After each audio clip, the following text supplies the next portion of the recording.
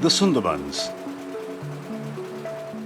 an underdeveloped region of the state of West Bengal in India. One of the richest ecosystems in the world, this forest is known for its exceptional biodiversity with numerous threatened species, rich flora and fauna, agricultural lands and marine resources. UNESCO declared it a World Heritage Site in 1987. Despite its ecological attributes, the Sunderbans is a difficult place to live in for its dwellers. Over decades, the rise in the sea level, salinization of soil water, and cyclonic storms and periodic flooding have forced a large number of the impoverished people of the Sunderbans to migrate to other parts of India. Inhabitants here eke out a living through agriculture, fishing, forest products, livestock, tourism, and other non-farm-based skills. The Vivekananda Institute of Biotechnology at Nimpith.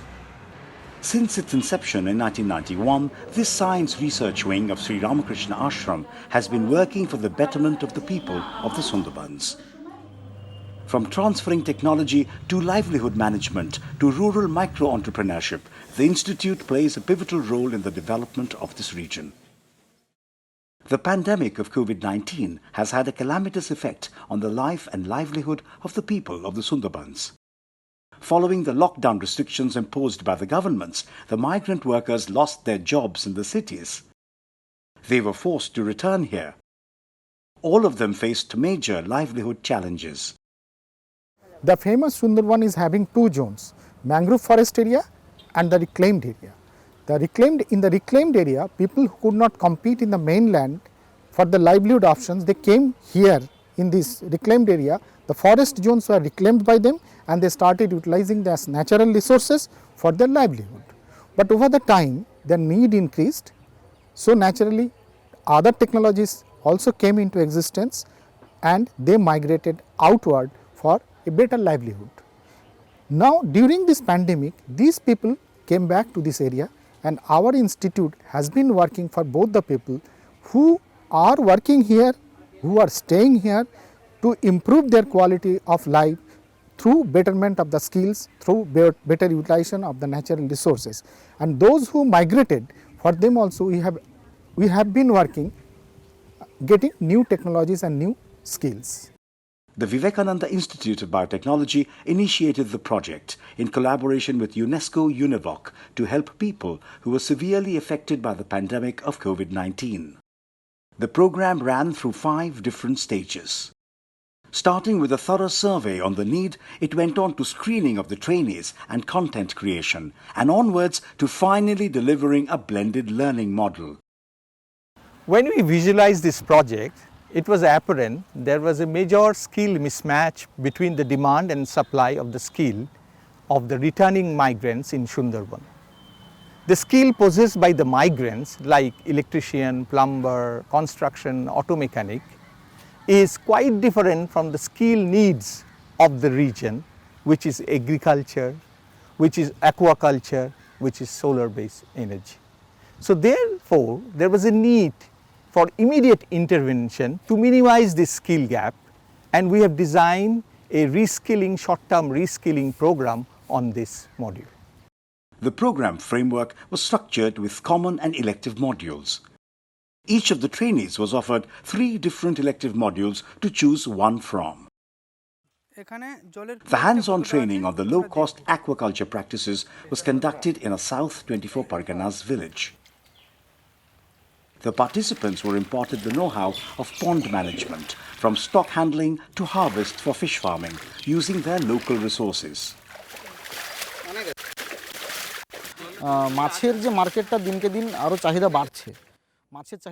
There is an urgent need to catch up with the growing consumption of fish. And the training programs like these will pave the way for occupation in the domain of aquaculture. It will help young people like us make a living. These training sessions lasted 5 days. They covered different components of aquaculture, including disease control and fish feed preparation. At the end of this training, each of the participants had to prepare a project framework with their acquired knowledge and skills. it was a real tough time for us to conduct this upskilling program for the 46 target youth from the remote villages of Sunderbans. We had to conduct this upskilling program during the pandemic situation, and during that time what we did was we developed a virtual classroom for them. We provided each and everyone an Android smartphone, and each and every trainee was trained on how to use that, and using that Android smartphone and Google app module, the training program was completed. And after the pandemic situation got a little better, we conducted the required hands-on training program for the 3 elective modules, which they did very successfully. And after the training program is over now, we are still following them up, and at least 8 to 9 under each module they are trying to follow what they have learned. And now we are trying to understand what difference has been brought out in their lives. Shubhankar Sardar. In his early 20s, he is about to finish his graduation. Coming from a modest background at a South 24 Parganas village, he is seeking a job opportunity at the end of his studies.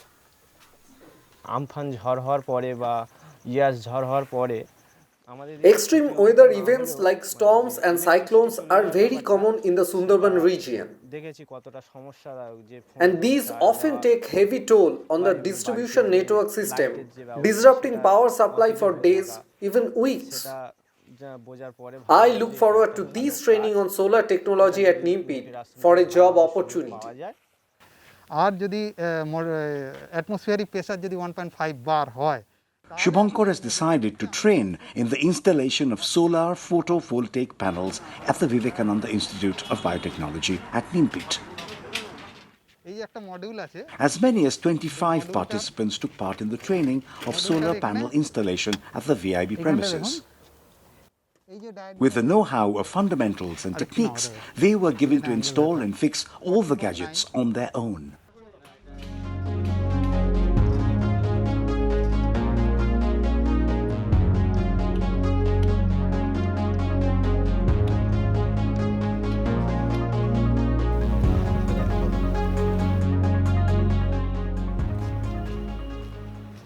In my opinion, there are 6 special features of the program that contributed success in implementations.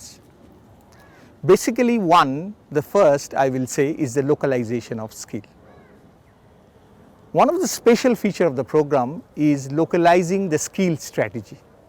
The skill strategy was based on the local requirement and the local context. And therefore, to do that, we have focused 3 aspects of localization. One is on content, second is on delivery methods, and third is on organizational approach. Let me start with the content. Content has been not decided by X and Y. It has been decided based on TNA, training need analysis. We have conducted primary and secondary data collections and reviewed that, and we have developed demand-driven training program based on the TNA. 3 areas has been highlighted on TNA on priority. One was agriculture, second was aquaculture, and third was the renewable energy, and we have picked up the solar energy in that case. Delivery methods was developed using participatory and active learning model. Socio-emotional skill, mentoring, hand-holding was integrated with the entire training program. And finally, on localization of skill is organizational approach.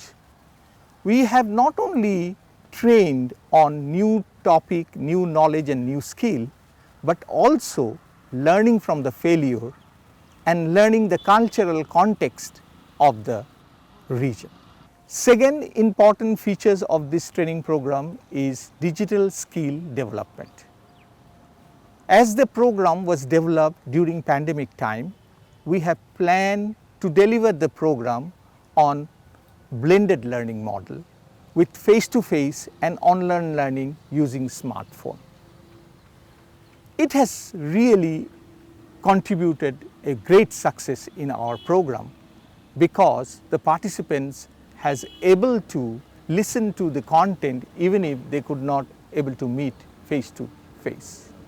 And therefore, a special module was developed, digital skill module, development module, as a common module which is integrated with all the programs. Third is the green skill. Green skill, biodiversity and sustainable development were the key message was integrated throughout the program. And that we have done as a common module and which is very important in terms of enriching like green business and also to combat the climatic change in the region. Fourth, which is very most important of the training program, was skill for resilience. We have not developed the program just to impart some technical skill or technical knowledge. We have prepared for them for a long-term resilience, and 4 aspects of resilience skill was integrated with the program.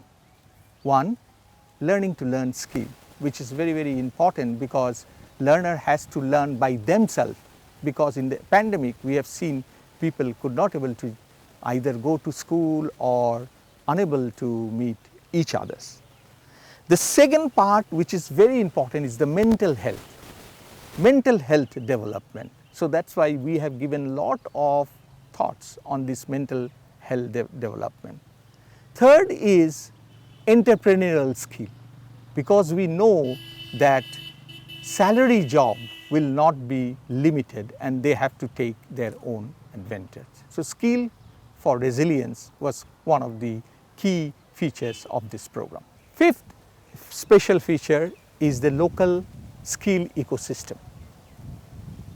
We have developed a local skill ecosystem to deliver the program with local government, local university, skill institution, even local university and the company. This skill ecosystem has been developed not only for the success of the program, but for long-term sustainability, because with this skill ecosystem, future difficulties can be combated together. Sixth is the gender component. The entire program was given high importance to the participation of female. The region has disadvantaged area and the female are more deprived. So we have given high priority to the female participation in the program, and you will be glad to know that 36% of the female participant was female in the program, so which is a unique features of this program. We are now at Aparna Mondal's. She spends long hours every day with her husband producing vegetables. We used to apply chemical fertilizers only. But now we also use biofertilizers like trichoderma and pseudomonas to preempt disease. It also helps dispel pest attack to a large extent. We didn't know this before. The training on biofertilizer technology has added value to her farm. Here in this lab, the participants like Aparna have been taught the techniques of preparing biopesticides. This hands-on training, along with field visits, enables them to assimilate the concepts of integrated nutrient management, pest control and other standard protocols of biofertilizer technology. Organic and bio-based inputs are becoming increasingly popular among the farmers for a healthier soil ecosystem. And these trainees, armed with the know-how and techniques which are in high demand, could offer welcome solutions towards profitable and sustainable farming. The Institute conducted a survey among the trainees to get information on local market demand for bio-inputs. The objective was to help these trainees cater to the respective farming communities with customized business plans. Supported by microcredit facilities, and implementation of this business model will help create small enterprises at the local level. The trainees would act as the torchbearers for others in their villages. We believe that this kind of training program could benefit the participant in the long run. As we are aware that we are living in a VUCA world, volatile, uncertainty, complex and ambiguous world. In this world, we are not sure what is entail us in the future, some uncertainty, some disaster. How to combat that situation? We are confident with this skill, the participant can better combat the situation in the future and have bounce back capacity. The UNESCO-UNEVOC program, in collaboration with the Vivekananda Institute of Biotechnology, made these trainees develop and hone their skills. A mechanism of consistent support for the people of the Sunderbans would ensure a successful and result-oriented impact of this program in the long run. And with more such endeavors, they are sure to strive for a better tomorrow.